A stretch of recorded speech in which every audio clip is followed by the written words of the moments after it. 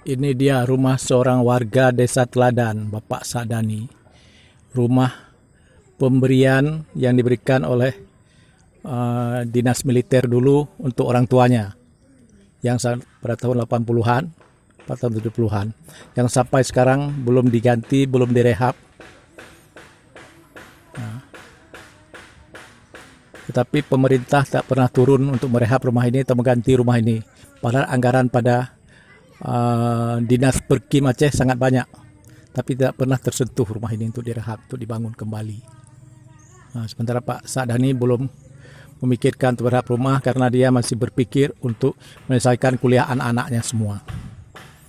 Pak Sadani adalah seorang petani yang menanam berbagai pohon buah seperti mangga, langsat, alpukat, pohon nangka, pinang, dan berbagai pohon tumbuhan lainnya.